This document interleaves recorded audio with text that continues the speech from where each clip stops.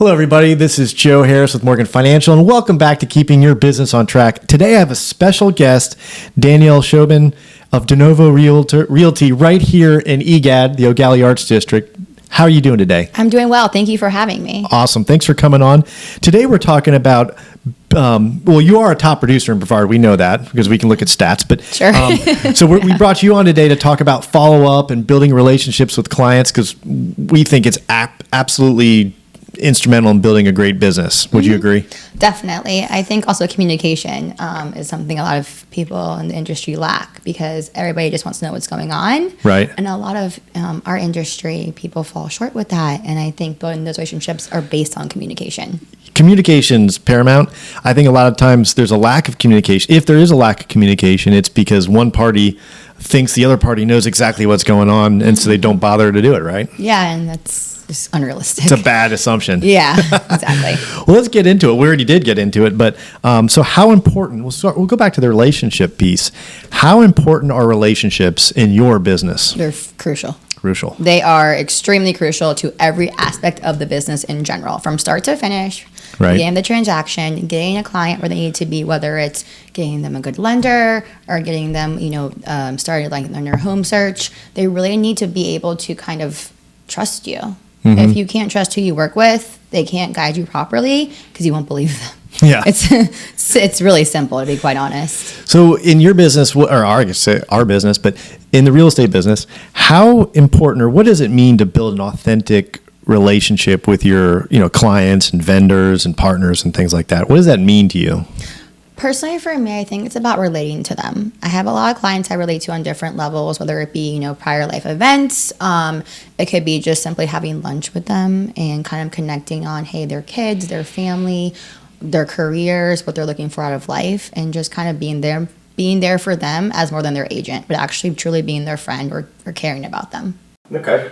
Yeah. And so what are some unique ways, or I don't want to say tactics because that seems schemy, Yeah. but what are some ways that you really get to learn and know your clients in what you do? So I do a lot of client lunches, one-on-ones, Okay. Whether I've sold them a house or worked with them in the past, whether I haven't yet, they're going to buy in the near future potentially, whatever the case may be. I do 2 to 3 client lunches a month. Oh, wow. Okay. Mm-hmm. Good. Yeah. And that helps you keep up with your past clients and present and future, all of them. How does that impact your business?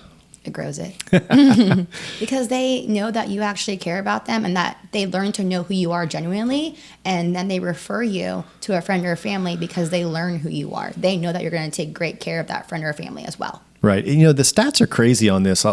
This is like the biggest segmentation. Agents love to go after new business. Yeah. They love to, whether it's online leads or going after new business, but sometimes they forget that their past clients can be their biggest source of business. Mm-hmm.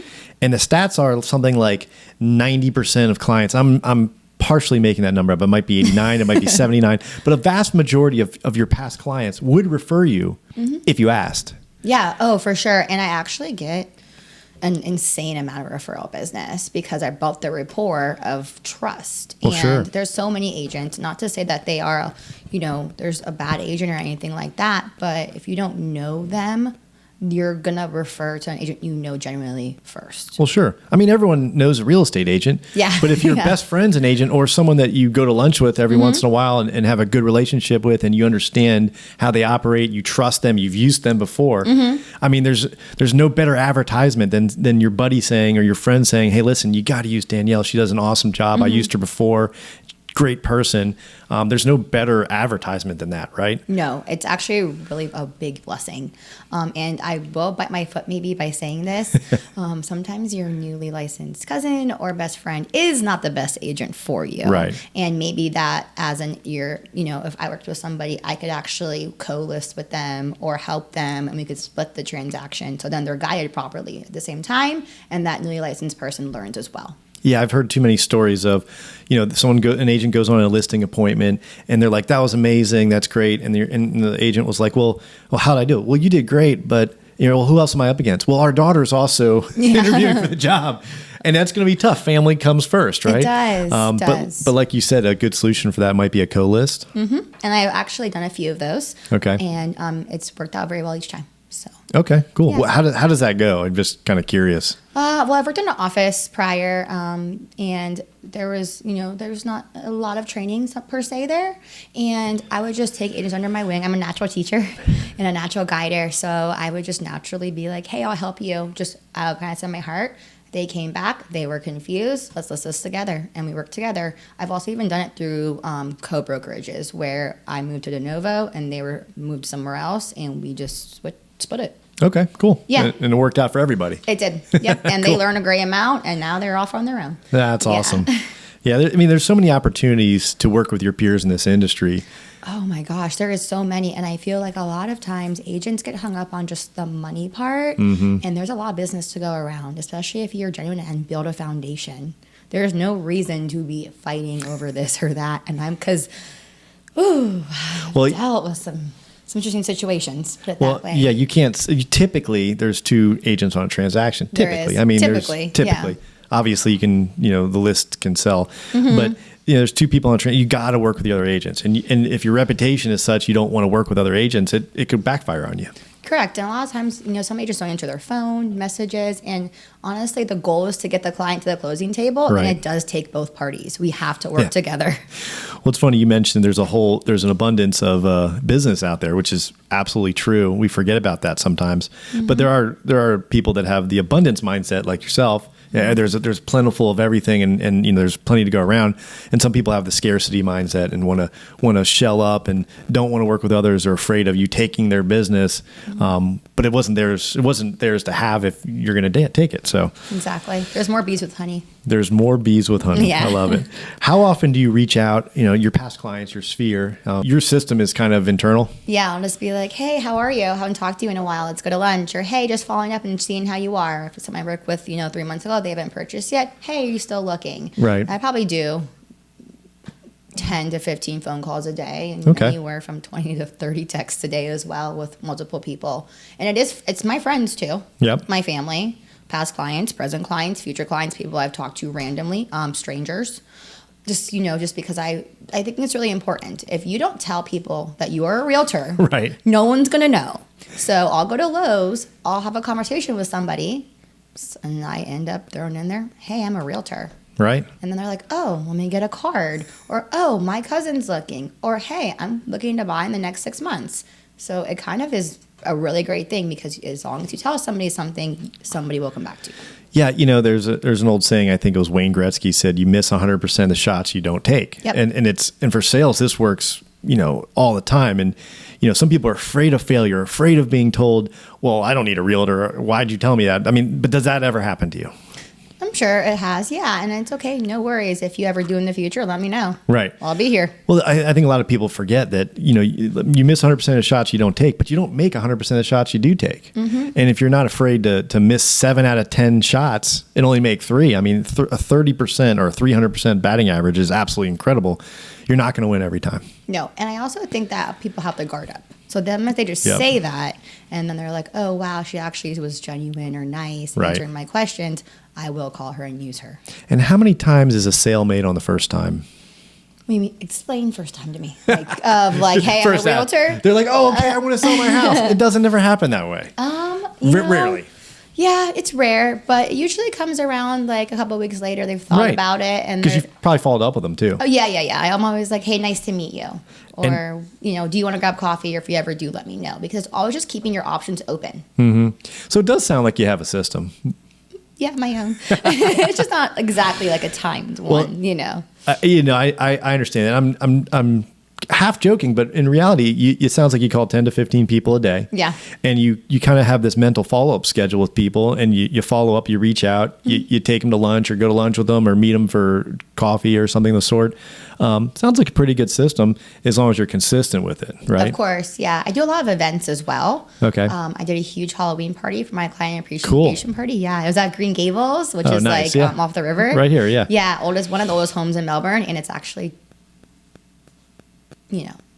potentially spiritual activities there. Oh, okay. But, it goes with the whole vibe regardless of Yeah. Halloween. And then I usually do like an Easter event or a Mother's Day event, something to help the community out. Because I don't invite just my clients. I invite people I don't know. Because I do feel like for example, for Mother's Day, I'm doing a raffle basket and stuff. A lot of moms are overwhelmed. That basket is going to make their freaking day. It's going to make their, it's like gift cards to Panera, skincare, candles, bath bomb, just kind of helping people up, just help themselves in general to have a clearer mindset. Good. That's super nice. Yeah. So, we talked earlier, having that follow-up system is important. And follow-up is so important because you don't always win. You don't always make the first basket. You got to keep shooting. And the same client, like you said, sometimes they have their guard up, and then you follow up with them, and they get to trust you. And then, so how important is that follow-up in your real estate business? I mean, what level of importance do you put on that? 10. 10 for sure. If you don't follow up, you're never going to make a sale. Right. Ever. And that goes back to, there's a lot of agents, so staying top of mind is important. Dropping off a pie to their business. When I go to a doctor's office or a dentist's office, I always bring them a little treat. Nice. Yeah. So I know you're a busy person. I mean, I think you do stuff with cheerleading, right, as well? I'm a cheer coach for Sally Beach. Very cool. Yeah. So you're a busy person. You have all this stuff going on, and you find time to follow up and make these connections with people. Do you allocate time for that, or is it you fit it in throughout your day, or how does that work? Randomly throughout the day. And if I don't do it, and if I'm in my bed at night, shoot a couple texts off. Hey, I had 3 more contacts to make, and you make it happen. Yep. Awesome. You just got to push through and just get it done. Consistency is key in this business. Absolutely. If you are not consistent, you will never continuously sell. Well, if you're not consistent, your clients are going to see that and say, why would I hire someone that's not consistent? That as well. Exactly. If you're following up with them time and time again after they said no or not now, but you still reached out, they're going to see that consistency versus the person that asked them one time. Because what are you going to do when the other agent brings a client by? You're going to, hey, how'd the showing go? Did you like it? Did you like what you see? But the other person that's not going to follow up probably won't do that. And right? You know what I've noticed? Throughout the transaction, a lot of agents stop communicating with their clients.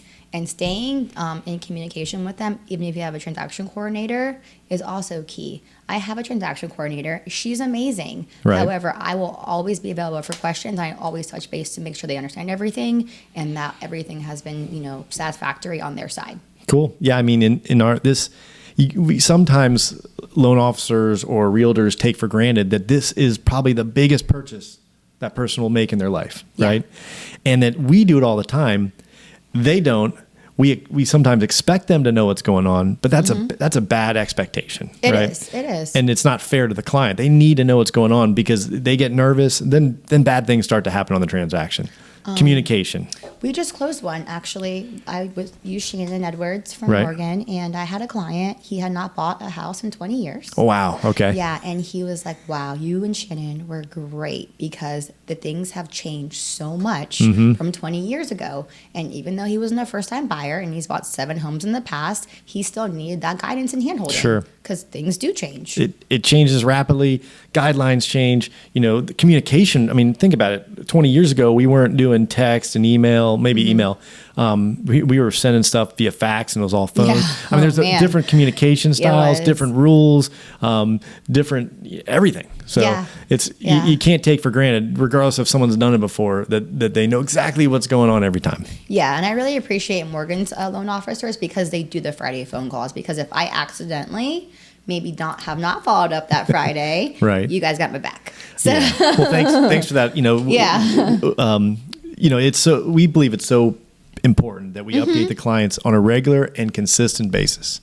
That way they expect our calls on Friday. And if we don't do it, then we're wrong, but that's one thing. It's like, you got to do those calls. And I think we do a pretty good job. Thanks for bringing that up. For sure.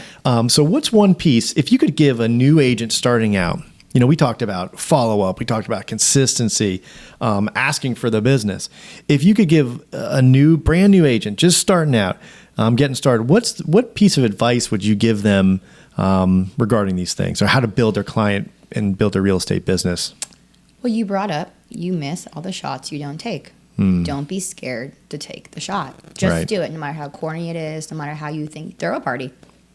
Someone's going to come. Have your cards out, Right. Have some, put some food and some alcohol. Someone's going to show up, to be quite honest, Just actually put the effort in to get your name out there. Right. Make sure that you are known as a realtor. Give your card to everybody you meet. It's very simple, basic things that a lot of people don't think about doing. Right. Like I said, I go to Lowe's, I'm lost in the tie aisle, and these, 3 guys want to come help me, and then we end up talking. Oh, I'm just here because I'm a realtor. Oh, here's my card, here's my card, here's my card.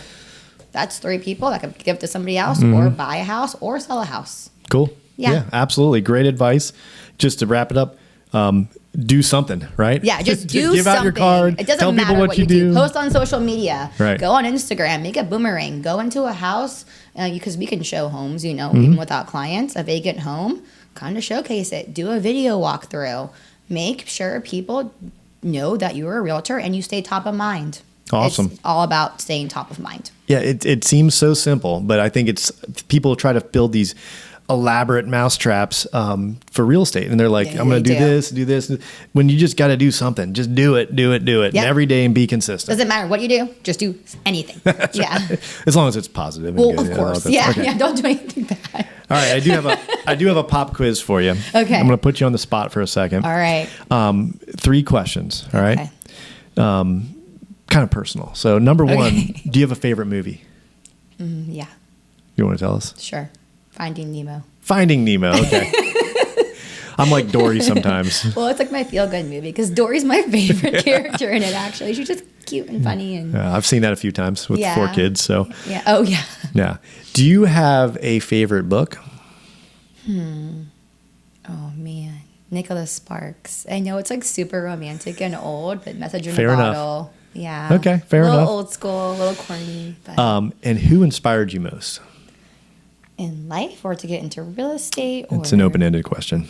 Yeah. You can give me one, life or real estate or either. I'm going to be corny again. Okay. My broker really inspires me. Awesome. I have an amazing broker. He's always like trying to Garrett, I'm being honest. She's going to ask for a split change next week too. But No, but he's always pushing us to be better. We're always getting new systems. He's Right. always talking us up. We have bi-weekly meetings. If I call him with a question, he calls back within an hour. Awesome. He's uplifting. He's hardworking. He pushes us to just be better agents and have all the knowledge we possibly can. And he is very, very inspirational. That's awesome. I've heard great things about Garrett. So Yeah. Denovo is a great brokerage, and anybody you work with at Denovo is great as well. awesome. Well, Yeah. that's all I have. Okay. Thank you very much for joining us. I learned a lot today. Well, I appreciate you having me, and maybe we'll have another one coming soon. Cool. Okay. Thank you all. Thank you all very much for joining us. Thank you, Danielle, for joining us today. If you liked what you saw, please like, comment, share, do all these things, social media, YouTubes, and whatnot. We'll see you next time. Have a good day, guys.